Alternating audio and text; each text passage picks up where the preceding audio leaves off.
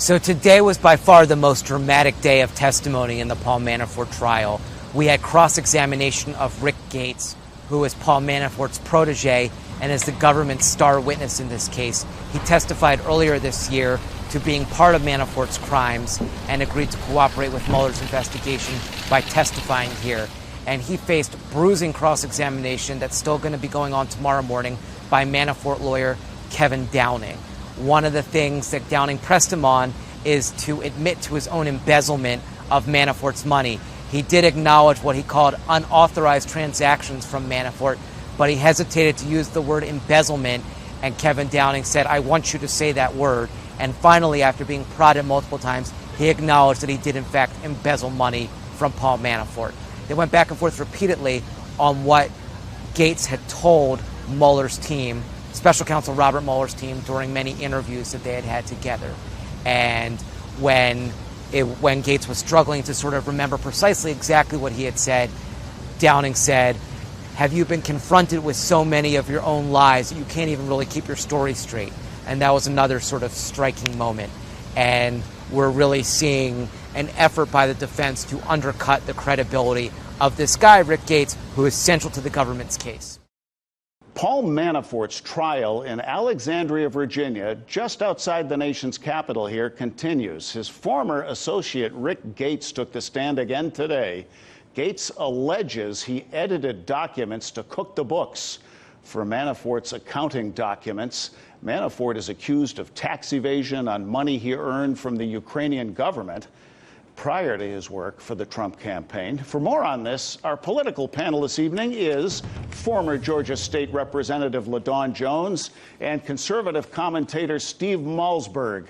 Steve, let's be clear, this trial is not about Donald Trump. It's about his campaign chairman accused of things not directly related to the president. That said, do you think that what comes out of this trial could end up implicating the president? No, I mean, the president isn't even going to be mentioned.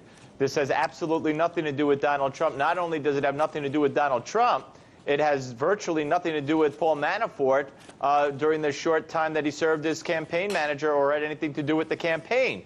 The fact of the matter is the only connection is that when, as we now learn it through the trial, if it's true, a broke Paul Manafort was running the Trump campaign. During part of that time is when he applied for a loan and allegedly falsified the application to get that loan. That's the whole connection to any connection with Trump, the campaign, or anything. So anybody on the left looking for some kind of win here, even in a guilty verdict, is going to come up empty. LaDawn, indeed, a broke Paul Manafort, but he was running the campaign for free. Does that pass the smell test?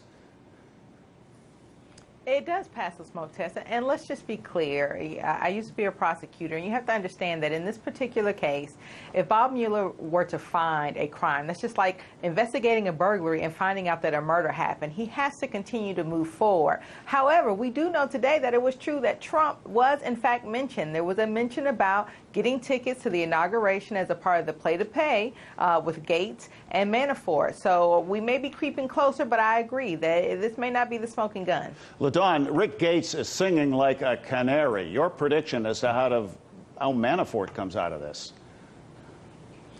He's definitely singing like a canary, and if Manafort's attorneys are successful at using the other dude did it defense, is what we call it, then he may be able to get out of it. But the prosecution has done a great job of making Gates believable. He's telling all the facts about what he did. He's already told about all the benefits that he's received by testifying. He's even testified about what he did wrong and criminal as well to help him become more believable. And this is what you prosecutors call a paper case, right? It's not about personalities. They got the documents, right?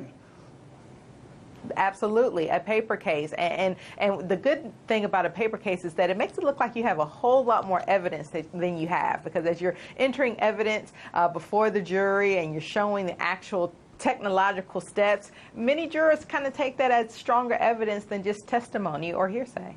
Steve, what fallout do you think all of this will have on the looming midterm elections?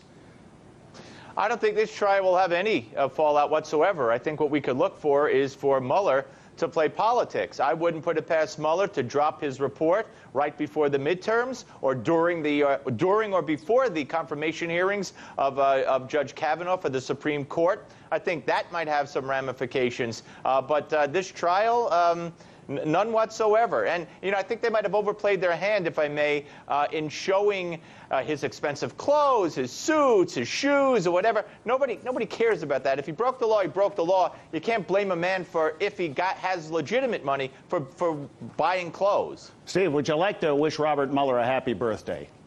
Is it his birthday? It is. Happy birthday, Bob. Happy birthday. LaDawn and Steve, thank you for joining us. Hey YouTube, thanks for checking out our channel. We hope you enjoyed the video. We have tons of content for you just like this. For more of RT America's one-of-a-kind news and analysis, be sure to subscribe and never stop questioning more.